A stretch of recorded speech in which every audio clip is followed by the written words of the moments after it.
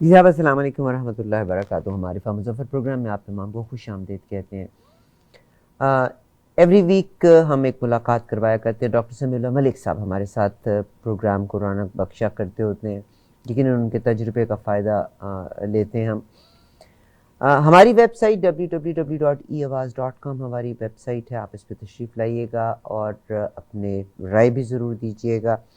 سمیع اللہ ملک صاحب کسی، جیسے میں نے پہلے کا تعارف کی محتاج نہیں. آپ کا پلیٹ فارم جو ہے اپنا دیٹ از bittertruth.uk آپ کی ویب سائٹ ہے، جہاں پہ مختلف پلیٹ فارمز پہ جو آپ کے پروگرامز ہیں، جو کالمز ہیں، وہ تمام آپ پڑھ پاتے ہیں.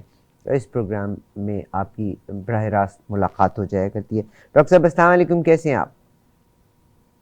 ورحمۃ اللہ وبرکاتہ. الحمد للہ. شکریہ. آج کے پروگرام میں حسب سابق ہم آج کے پروگرام میں سب سے پہلے تو کراچی کے الیکشن کی تھوڑی سی بات کریں گے، حالانکہ لنگرنگ آن ہو گئی، بٹ دیٹس اوکے. کراچی کی تھوڑی سی بات کی جائے گی، سندھ کی بات کی جائے گی. ایک اور نئی جو ایڈوانسمنٹ ہوئی ہے کہ پاکستان میں جو جناب محسن نقوی صاحب کو ایز اے گورنر اپوائنٹ کر دیا. ایک بڑی پیاری سی چیز میرے پاس سے گزری، تو کہتے ہیں کہ محسن نقوی صاحب کی جو تقرری ہے وہ فساد کا آغاز ہے. آئی مائٹ بی رانگ، میں یقیناً یہ ایک انفارمیشن ہی آپ تک پہنچا رہی ہوں. اور وہ کہتے ہیں کہ انتخابات آنے سے پہلے ہی انتخابات مشکوک ہو گئے ہیں اور الیکشن متنازع ہو گیا ہے. اور جناب محسن نقوی صاحب کا اگر ذکر کیا جائے تو کریئر تو ان کا بڑا اسٹرانگ ہے، بڑا برائٹ کریئر ہے کہ آپ نے سی این این میں اپنی صحافت کی تعلیم کو مکمل کرنے کے بعد پھر پاکستان میں جا کے ایک سے زیادہ بزنسز سٹارٹ کیے. جب میں ایک سے زیادہ بزنسز کی بات کرتی ہوں تو کہتے ہیں کہ رجیم چینج کا جو آپریشن تھا اس میں بھی یہ انوالو تھے. کہتے ہیں منی ٹاکس، دس از آل منی ٹاکس. ان کے پاس جیسے میں نے کہا 4-5 جو یا 3-4 جو بھی نیوز چینلز ہیں وداؤٹ لائسنس چینلز کو بھی آپریٹ کرتے تھے. اور ہارس اسٹیل ملز کیس میں جو پری بارگین ہوئی تھی وہ بھی انہی کے لیے ہوئی تھی. اور زرداری صاحب کے بڑے اچھے دوست ہیں، میاں صاحب کے بڑے اچھے دوست ہیں. عمران خان صاحب کے ساتھ بھی رہا، مگر جناب پرویز الہی صاحب سے بڑی قربت ہے. بلکہ ایک ویڈیو بھی اس وقت گردش کر رہی ہے، نہ معلوم یہ بھی فوٹو شاپ ہے یا کیا ہے، جس میں زرداری صاحب کہہ رہے ہیں کہ میرا تو محسن نقوی بچہ ہے اور تمہارا بھی رشتہ دار ہے، اور پیچھے پیچھے پرویز الہی صاحب چلتے چلے آ رہے ہیں. بس اب اس ملک کے لحاظ سے اب پولیٹیشنز کے ہی ہاتھ میں میرے آپ کا، ہم تمام کا مستقبل ہے. تو انہی چیزوں کے بارے میں بات کریں گے. ایک اور بڑی جو چیز ہوئی کہ پاکستان میں پورا کا پورا پاکستان بلیک آؤٹ میں گیا اور شارٹ فال تھی، بجلی کی کتنی شارٹ فال ہوئی اس کے حوالے سے بات کریں گے ڈاکٹر سمیع اللہ ملک صاحب سے. جی سر، ایک دفعہ پھر سے خوش آمدید. سب سے پہلے تو ہم کراچی کے الیکشن کی طرف آ جاتے ہیں. تو بتائیے کہ کیا صورتحال، اب میئر کون بنا رہا ہے؟ فرسٹ پوزیشن کے اوپر پیپلز پارٹی، سیکنڈ کے اوپر جماعت اسلامی اور تھرڈ کے اوپر P T I. Where Sindh اور حیدرآباد کی سائڈ پہ میرا خیال رزلٹ تھوڑے سے مختلف رہے ہیں. اعوذ باللہ السمیع العلیم من الشیطان الرجیم. بسم اللہ الرحمن الرحیم. والعصر ان الانسان لفی خسر الا الذین آمنوا وعملوا الصالحات وتواصوا بالحق وتواصوا بالصبر. صدق اللہ العلی العظیم. رب اشرح لي صدری یسر لي امری واحلل عقدۃ من لسانی یفقهوا قولی. ربنا تقبل منا انک انت السمیع العلیم. آمین یا رب العالمین. اب آپ کے انٹرو میں آپ نے 4-5 موضوعات کی طرف اشارہ فرمایا ہے، اور پرٹیکولرلی آپ کراچی الیکشن سے ہم شروع کرنا چاہتے ہیں. پہلے میں آپ کو تھوڑا سا کراچی کے بارے میں بتا دوں کہ یہ ہمارا پاکستان کا وہ شہر روس البلاد کہا جاتا تھا، روشنیوں کا شہر کہا جاتا تھا. اب آپ پچھلی 3 دہائیوں سے ہم نے اس روس البلاد کا وہ جنازہ نکالا، اس کی جتنی بھی روشنیاں تھیں وہ گل کرنے کی کوشش کی، اور اس کے اندر وہ فسادات ہوئے، بوریوں میں لاشیں گئیں، زبان کا لسانی فساد، مذہبی فساد، تمام چیزیں ہوئی. اور ہم نے اس کا شاخسانہ جو تھا افغان جنگ کو قرار دیا کہ افغانستان سے لوگ آتے ہیں. جب آپ کسی بڑی طاقت کا ایک طاقت کی مخالفت کرتے ہیں اور ایک آگے جھولی میں گر جاتے ہیں تو پھر اس کا خمیازہ بھی آپ کو بھگتنا پڑتا ہے. یہ ساری چیزوں سے کراچی زیادہ متاثر اس لیے ہوا کہ ہماری صنعت کا سب سے بڑا پہیہ جو تھا وہ کراچی تھا، اور کراچی پاکستان کے ریونیو میں 60% حصہ رکھتا ہے، اور 40% ریونیو جو ہے وہ باقی تمام سے چلتا ہے. اب آپ دیکھیے کہ پاکستان کے اندر سب سے بڑا ریونیو دینے والے دو بڑے شہر ہیں، کراچی ہے جو کہ سوری میں 60% کہہ گیا، یہ 48% ہے، اور اس کے بعد فیصل آباد ہے، اس کے بعد پھر لاہور اور گجرانوالہ، یہ لوگ شہر آتے ہیں، باقی شہر بتدریج اس کے بعد کے. یعنی گویا ہم نے اتنے بڑے شہر کو جو ہب تھی، ہماری تجارتی ہب تھی، اس کو ہم نے اپنے ہاتھوں میں برباد کیا. اور کسی زمانے میں یہاں پہ جماعت اسلامی جو آج بلدیاتی الیکشن میں انتخاب جیت گئی ہے، یہ برے حالات میں بھی اپنی سیٹیں یہاں سے نکالتی تھی. اور جماعت اسلامی کا ایک خاصا ایک بڑا بڑا متاثر کن حلقے تھے اس کے جماعت اسلامی کے، جس کو باقاعدہ طور پہ یہاں پہ ضیاء الحق کے زمانے میں جماعت اسلامی کا زور توڑنے کے لیے ایم کیو ایم کا وجود میں لایا گیا، ایم کیو ایم آئی. اور ایم کیو ایم کی تاریخ پہ میں بات نہیں کرنا چاہتا کیونکہ ہمارا وہ موضوع نہیں ہے، ہمارا موضوع کیونکہ بلدیاتی انتخاب ہے، لیکن بتدریج تعارف کے لیے میں اس کا ذکر اس لیے کر رہا ہوں کہ پھر ایک وقت ایسا بھی آیا کہ دہشت کے ساتھ ایم کیو ایم نے کراچی کو یرغمال بنا کے رکھا ہوا تھا. پھر ایک ایسا موقع بھی آیا کہ وہ جو کراچی کے لوگ تھے وہ یرغمالی جو بنے ہوئے تھے وہ یرغمال سے نکلے، فوج کو بقایا طور پہ بڑے آپریشن کرنے پڑے. آپریشن کرنے کے بعد جب کراچی کو پرامن ایک شہر بنا دیا گیا، لیکن بد نصیبی ابھی ہمارا کراچی کا بھی سارے پاکستان کا راہ دیکھ رہی تھی، ہمیں اب معاشی طور پہ مول ملک کو عجیب و غریب اضطراب میں مجھے مسترب کر دیا گیا. اور کراچی جس کے اندر 3-4 دفعہ باقاعدہ طور پہ بلدیاتی انتخابات کا وعدہ کیا گیا، لیکن یہ ہے کہ پیپلز پارٹی نے ایم کیو ایم کے کہنے پہ، کیونکہ ایم کیو ایم اتحادی ہے، پی ڈی ایم کے اندر ہے، ساتھ اس کی سیٹس ہیں، جس سیٹ اور کلیدی سیٹیں ہیں ان کی سیٹوں کے ساتھ ہی یعنی جو پی ڈی ایم جو ہے اقتدار میں ہے. اب ہوا کہ اب دوبارہ جو ہے اسی معاملے میں جب انتخابات کی ملتوی کرنے کے لیے ایم کیو ایم جو ہے عدالت میں گئی، اور عدالت میں بھی جو ہے ایم کیو ایم کی بات نہیں مانی، انتخابات ہوئے.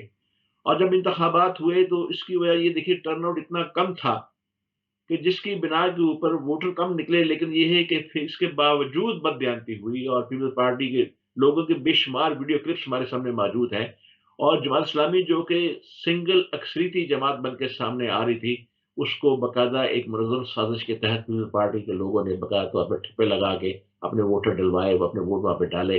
اور بے شمار ویڈیوز ہمارے پاس. اس کے باوجود 14 حلقے جماعت اسلامی کے پاس ایسے تھے جہاں پہ آر او کے دستخط شدہ کاغذ موجود تھے، جن پہ جماعت اسلامی کے ممبر، جماعت اسلامی کے ووٹر کی اکثریت تھی. ان کو بعد میں آپ کو دیکھیے جب کم ووٹ ہوں تو الیکشن کا رزلٹ جلدی آنا چاہیے، لیکن اس کا رزلٹ دیکھیے 2 دن کے بعد آیا اور جماعت اسلامی کو باقاعدہ طور پہ ایک مدد اسلامی کے تحت ہرا دیا گیا. یہی شکایت پی ٹی آئی بھی کر رہی ہے، یہی شکایت اس کے ساتھ بھی ہے. اب مسئلہ یہ ہے کہ پی ٹی آئی نے تو یہاں تک اس انتخابات کے نتائج کو ماننے سے ہی انکار کر دیا.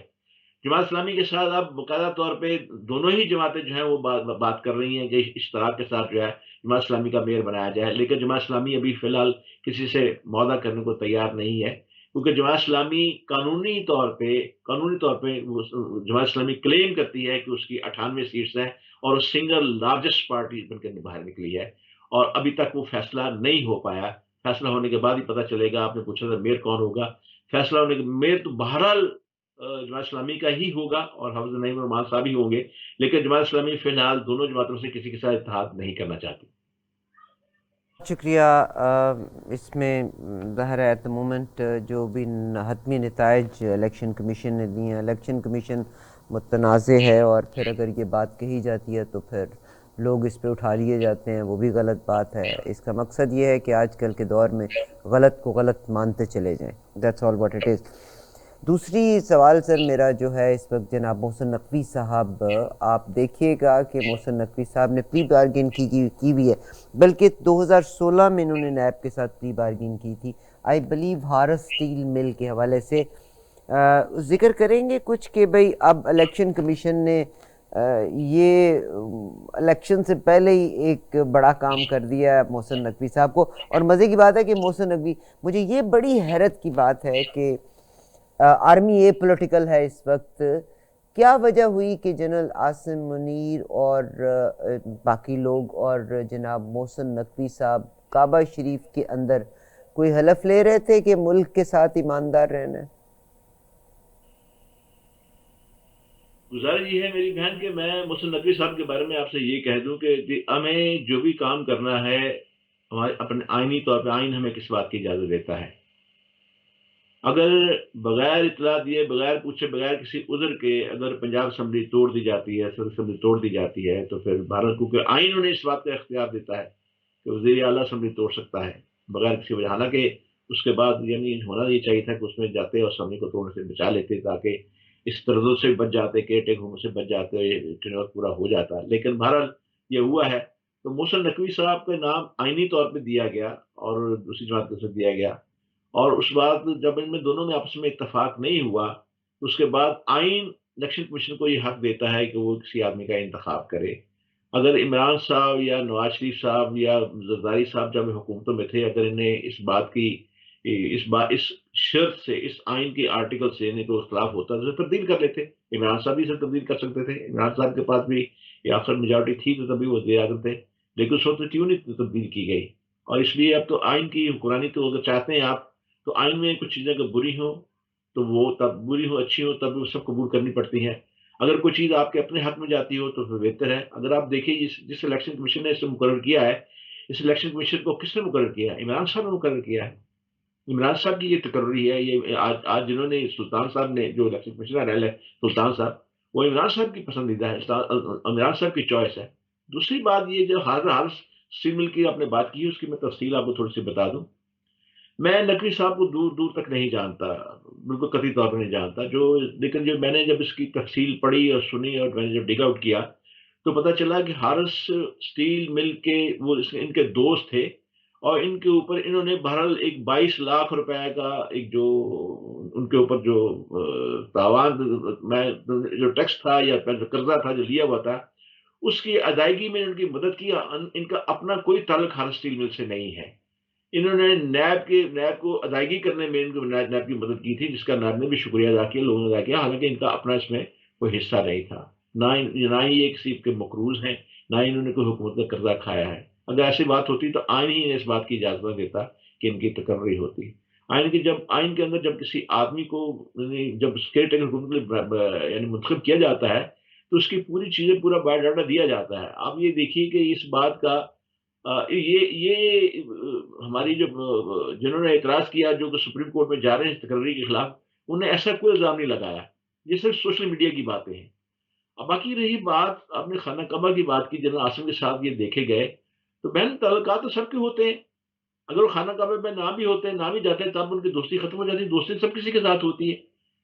اب میرے کئی دوستوں سے مراسم ہیں، اور جو آدمی جو ان کو نہیں پسند کرتا وہ ایسی کو خام خواہ کو افواہ پھیلا دے یا ویسے بات ہو، تو میں یہ سمجھتا ہوں کہ میں اس بات پہ تو کوئی کمنٹ نہیں کروں گا کہ ایک آدمی جو خانہ کعبہ کے اندر گئے ہیں، اللہ تعالیٰ نے ایک سعادت دی ہے انہیں، بہرحال بھئی ان کا اور اللہ کا معاملہ ہے، اللہ تعالیٰ جو ہے وہ بہتر سمجھتے ہیں، اور اللہ تعالیٰ نے تو مطلب دلوں کے حال تو اللہ زیادہ بہتر جانتا ہے۔ لیکن یہ ہے کہ اب آئینی طور پہ جو چیزیں سامنے آئی ہیں انہیں سے ہم موازنہ کر سکتے ہیں۔ اگر آئینی طور پہ کوئی ایسی بے ضابطگی ان پہ ثابت ہو جائے یا ہوتی ہے تو لازمی بات ہے انہیں تبدیل ہونا چاہیے، الیکشن کمیشن کو چیلنج کیا جا سکتا ہے۔ لیکن معاف کیجیے گا، میں یہ کہنے کی ضرورت کروں گا کہ ہمارے آئین کے اندر اس بات کی گنجائش نہیں ہے۔ اگر یہ سپریم کورٹ میں اگر جاتے بھی ہیں تو سپریم کورٹ بھی شاید الیکشن کمیشن سلطان صاحب کے فیصلے کو اس کو رد نہیں کرے گی، بلکہ اسے بحال رکھے گی۔ بہت شکریہ۔ نہیں سر، میرا جو کعبہ شریف کے جناب لیفٹیننٹ جنرل عاصم منیر صاحب چیف آف آرمی اسٹاف کے ساتھ میرا نہیں خیال کہ پولیٹیشنز کے ساتھ، کیونکہ اس وقت اگر وہ کھینچا تانی کا ایک میدان قائم ہے تو ظاہر ہے ہی ول بی ڈریگڈ ان، نہ کہ پولیٹیکل لوگوں کے ساتھ اٹھن بیٹھن کی نہیں ہونی چاہیے۔ بات یہ ہے کہ یہ جو بہرحال دس از what I feel۔ آپ نے انڈیا کے تھوڑی سی میں کون ٹائمنگ سے آپ کو جنرل کو دیکھ لیا جو آپ کو میں پولیٹیشنز کے ساتھ ٹائمنگ یاتراؤں کے اوپر جاتے پھرتے ہیں؟ آپ کو بہرحال اٹس نہیں، نان آف our business۔ میری بات سمجھیے، ایک ٹائمنگ آپ کو میں بتا دوں کہ یہ جو ٹائمنگ میں نے اپنے طور پہ ڈگ آؤٹ کیا ہے، اس وقت تک پنجاب اسمبلی ابھی ٹوٹی نہیں تھی، جب عاصم منیر صاحب نے ابھی بنے ہی تھے، چیف آف فوج کے سپہ سالار بنے تھے، اس کے بعد جب وہ سعودی عرب گئے تو اس وقت یہ گئے خانہ کعبہ کے اندر، یہ پورا جو دکھایا گیا ہے، اور اس وقت نہ تو پنجاب کی اسمبلی ٹوٹی تھی، نہ ہی کوئی کسی کو خواب و خیال میں تھا کہ محسن نقوی کا نام پیش ہوگا یا کوئی سی بات ہوگی، تو یہ اس وقت کی تصویر ہے۔ ہاں اگر ان کی تقرری ہو گئی ہوتی، چاہے ان کا بھی نام ان کا تجویز کر دیا ہوتا، اس کے بعد اگر وہ جاتے تو پھر سوچا جا سکتا تھا۔ टेक्नोक्रेट्स की गवर्नमेंट का तो जिक्र था ही था, बट मैं यहाँ पे एक चीज़ कहना चाहती हूँ जो मैं प्रोग्राम के शुरू में भी कहना चाहती थी। अभी बल्कि बरतानिया में 2-3 फैसले हुए हैं, और पाकिस्तान की अदालतें तो चले हम कह देते हैं झूठ बोलती हैं, सब कुछ करती हैं। बरतानिया की अदालतें उनको भी अगर आप ये समझेंगे कि वो बायस हैं तो वो गलत हैं। वहाँ पे 2-1 फैसले हुए हैं। ये जो सोशल मीडिया और फ़ोटोशॉप तस्वीरें हैं, कोशिश करें कि इनसे अवॉइड करें। अभी लास्ट फ्राइडे को भी नासिर भट्ट साहब ने अपना एक केस विन किया है एक न्यूज़ चैनल के अगेंस्ट। 90,000 पाउंड का ये केस उन्होंने विन किया है। उस चैनल ने माजरत का भी ख्वास्तकार हुआ है, उन्होंने ऑन एयर माफ़ी भी मांगी है। तो मेरा ख्याल है कि इस वक्त अलमिया हमारा पाकिस्तान का ये है कि हमने इतना झूठ और सच को मिक्स कर दिया है कि आई डोंट नो क्या सच है और क्या गलत है। मैं तो खुद भी टोटली लॉस्ट। सर मेरी जो आखिरी जिक्र मैं आपके साथ करना चाहती हूँ, पाकिस्तान में बत्ती गई और बड़ी, ये 2021 में भी गई थी जिसका जवाब नहीं मिला था, बड़ा लंबा शटडाउन हुआ था। और लास्ट इस मंडे को भी शदीद लाइट गई और पूरे मुल्क में लाइट गई। उसके बाद प्राइम मिनिस्टर ने मेरा ख्याल है आवाम से और कौम से सॉरी किया। तो क्या फरमाएंगे इसके बारे में? ये नाअहली है हमारे पूरे इसकी पूरी मुकम्मल तौर पर तहकीक होनी चाहिए, और तहकीक ऐसी होनी चाहिए कि जो कि आवाम के सामने भी आए। इस तहकीक को आइंदा की तहकीक की तरह फाइलों में नीचे दफन नहीं करना चाहिए। आप ये देखिए 120 अरब रुपए का एक रात में पाकिस्तान का नुकसान उस हालत में हुआ कि जबकि पाकिस्तान मुआशी तौर पे बिल्कुल डिफॉल्ट के करीब है। और इस वक्त पाकिस्तान जो है वो IMF के मिन्नत अल्लाह पाँव पकड़ रहा है कि हम अब आपका जो आपका नवा जायजा आप इसका मुकम्मल करना चाहते हैं, आप आए हमारे पास, लेकिन IMF को वक्त नहीं दे रहा। इससे आप अंदाजा कर लें कि इस मुश्किल हालात के अंदर बिजली का चला जाना, सिर्फ जो टेक्सटाइल के एक्सपोर्टर्स हैं उन्होंने कहा है कि एक दिन के बिजली के तातुल की बिना से हमारे पास जो 20 अरब डॉलर के जो थे ऑर्डर्स, वो इंतहाई शदीद मुतासर हुए हैं।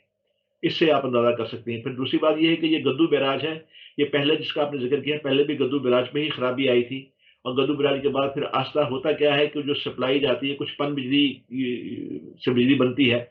ये तमाम बिजली जो है आस्ता-आस्ता जब अपने गेज इनकी कम होती है, तो बाकी जो हैं स्टेशन, वो भी ट्रिप होना शुरू हो जाते हैं। इस तरह ट्रिप होते-होते जब बड़ी सप्लाई जब बंद होती है, तो फिर जितने छोटे ट्रिप होते हैं स्टेशन, वो सारे के सारे बैठ जाते हैं। और ये पहला बहुत बड़ा था। इस बात का भी खदशा ज़ाहिर किया गया था कहीं ऐसा तो नहीं कि इसमें कोई गैर मुल्की हाथ हो, कोई साज़िश हो।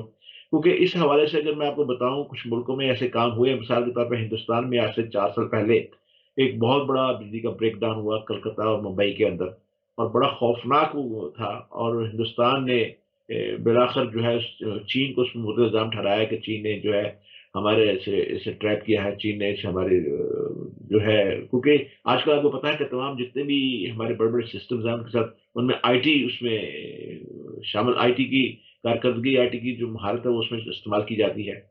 और पता ये चला, उन्होंने कहा कि चाइना ने हमारी जितने भी आईटी के सिस्टम को जो है वो ट्रैप किया और उसे हैक किया, जिसके बाद हमारे ये सेंटर गए।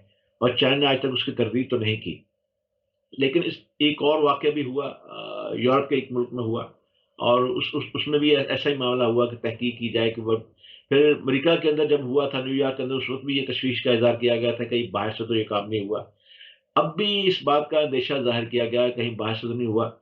लेकिन इसके साथ अभी अभी फ़िलहाल तो उन्होंने यही गवर्नमेंट ने ऐलान किया है, हमारे पास और तो सोर्सेज़ नहीं है मास्टर गवर्नमेंट के, उन्होंने कहा कि भी ऐसा कोई मेजर नुकसान नहीं हुआ और हमारा कोई आईटी का सिस्टम जो है ट्रैप नहीं हुआ।